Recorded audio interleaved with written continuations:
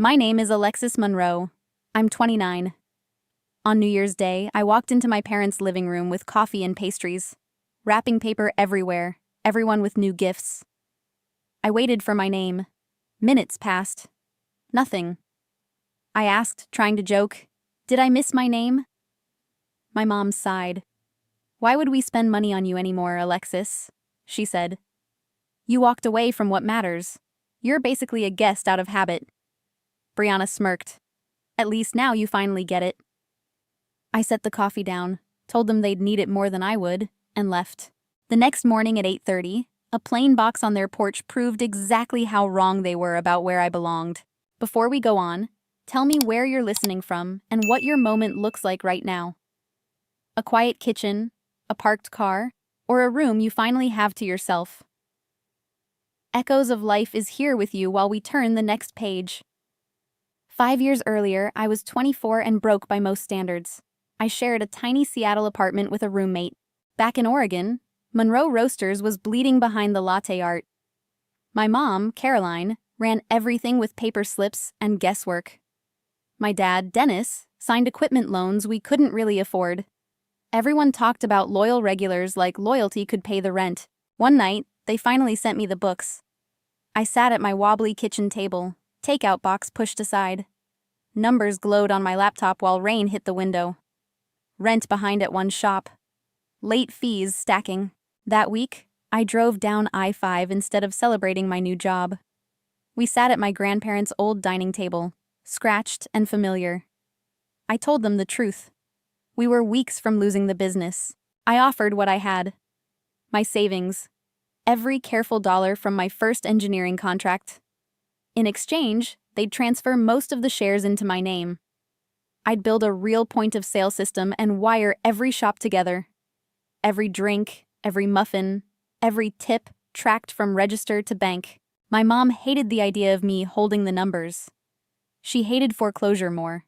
My dad signed, saying it was only temporary. Brianna signed because Mom said it was just paperwork. Back in Seattle, I coded after work and on weekends.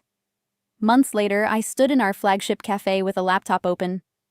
Every card tap appeared on my screen in real time. The bleeding slowed. Bills got paid. The letters stopped coming. At the victory barbecue, Mom hugged Brianna and called her the heart. She waved toward me and said, "And Alexis does computer stuff." I'd saved the family business once. The code I wrote could still ruin their story. About who really mattered. That New Year's night, I flew back to Seattle on autopilot. My suitcase still smelled like their house. Cinnamon, espresso, and something bitter I couldn't name. In my apartment, I kicked off my shoes and opened my laptop. Monroe Analytics loaded, familiar blue dashboard pulsing on the screen. Every location, every register, every dollar, right there in front of me. At first, it looked fine. Sales were strong. Holiday weeks always were. Then I saw the columns that mattered. Gross sales high, bank deposits low, cash drifting off like steam from an open cup. I scrolled back month by month. The gap didn't disappear. It widened. Same pattern every quarter. The shops were busy. The bank accounts told a different story. This wasn't a rounding error. This was a habit. Someone had been carving little slices from the cash drawer for years. Trusting the kid who did computer stuff wouldn't say anything. I leaned back and stared at my own name. Majority shareholder, system architect. The person they'd told everyone walked away from the family. I hadn't walked away. I'd wired the whole thing together. If I kept quiet now, I wasn't just hurt. I was a shield. For choices I hadn't made. So I did what I'm good at. I exported everything. Every cash sale, every card swipe, every deposit. Every day the numbers didn't match. I built a clean report any banker could read. Sales here, deposits there. Underreported cash in its own unsmiling column. Then I built a smaller thing. A lightweight offline version of my app. It could run from a single USB stick. No cloud, no passwords. Just the truth, plugged into any laptop. I printed a summary for each year, stapled the pages, boxed the USB and the reports together. On top, I stuck one yellow note. Plug this in. No name, no threat, just an instruction. At the front desk of my building, I handed the box to a courier. Addressed to my parents' house in Portland.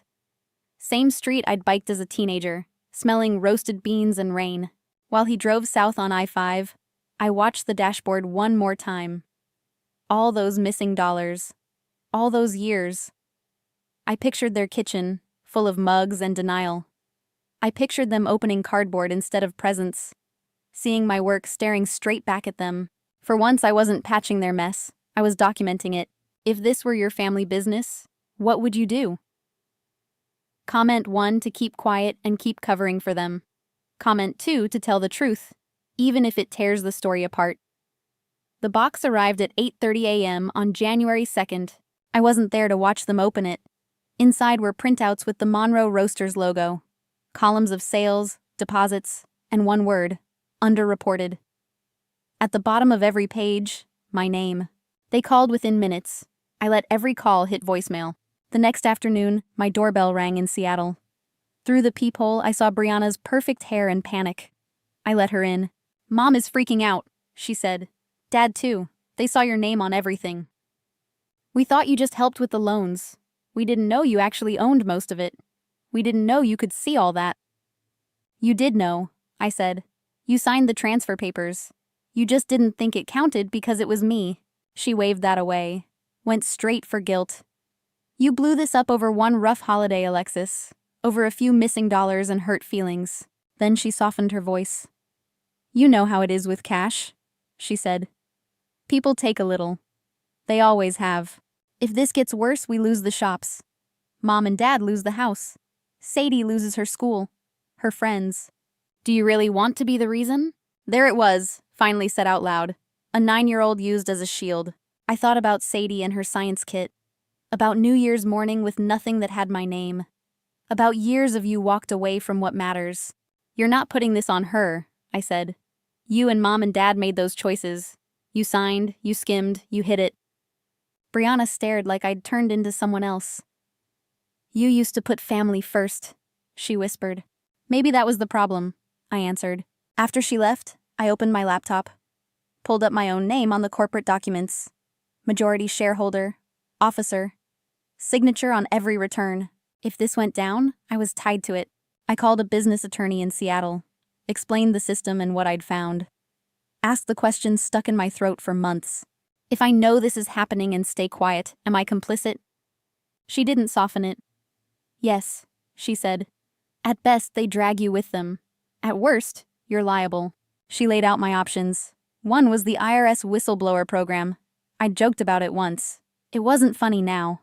That night, rain hit the window while I wrote everything down. Dates, gaps, screenshots, exports. Not as a bitter daughter begging to be seen. As an owner refusing to lie again. When I finally hit submit, nothing dramatic happened. No thunder, no soundtrack. Just the first steady breath I'd taken in years. The twist wasn't that I exposed them. It was that I stopped volunteering to sync with them. Weeks passed after I hit submit. My life stayed quiet. Theirs didn't. A white IRS envelope landed in their mailbox. Mom walked off the cafe floor mid-rush when she saw it. For Monroe Roasters, it was a lit match in dry grass. They hired a tax attorney, printed corrected numbers, blamed messy bookkeeping. Sales said one thing, deposits said another. My name came up in their first meeting. The one who built the system. The one who saw everything. That's when the agent called me in Seattle. We scheduled a video conference. I sat in a glass room at my office. They sat at the old dining table in Portland. The agent asked how the system worked. I explained it simply. Every sale logged in real time. Every deposit matched nightly. Failed syncs flagged in their own report. The attorney tried to blame the app. Maybe the software missed things. I didn't raise my voice. I just said, the system doesn't misplace cash. People do. I showed the pattern on my screen. Underreported amounts, always tilting the same direction. The agent asked if I could support my claims. I told her she already had the files, attached to a whistleblower submission with my name on it. The silence after that felt like a door locking. They scrambled for months. Meetings at banks, calls with landlords, late-night plans to refinance, back taxes, civil penalties, interest on years of rounding errors. One by one, the shops went up for sale. First the campus spot, then the flagship downtown. Machines and tables sold cheaper than they were worth. The house followed, The big craftsman I'd grown up in. They moved into a small rental across town.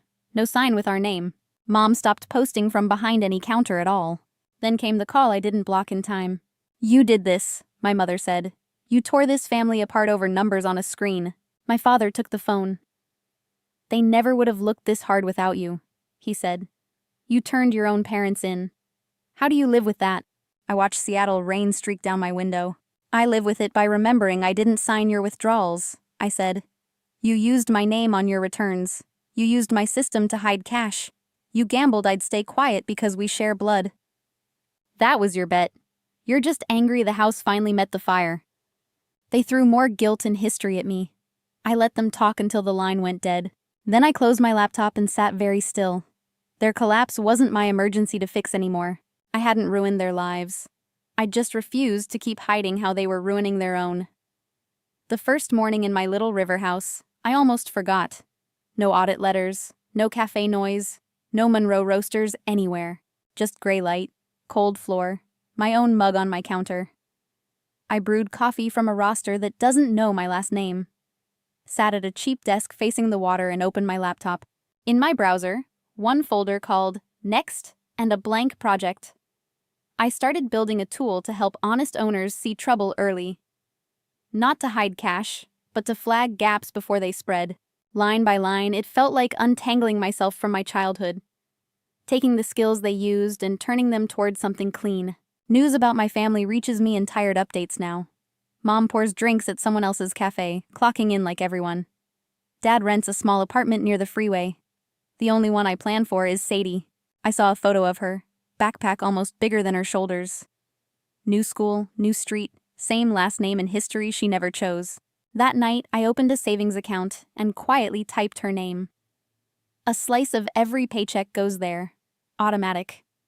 Someday, if she wants distance or education, there'll be something waiting. No strings, no speeches about loyalty, just money that isn't poisoned. People ask if it was worth it, turning my parents in. It was worth not drowning with them in a mess I didn't make. I didn't burn the business down. I stopped hiding where the fire started. I didn't choose the audit over my family. I chose myself. If this story resonated with you, or Alexis felt familiar, stay. Please like, share, and subscribe to Echoes of Life for more stories. Stories about quiet strength, clean exits, and walking away when family means debt.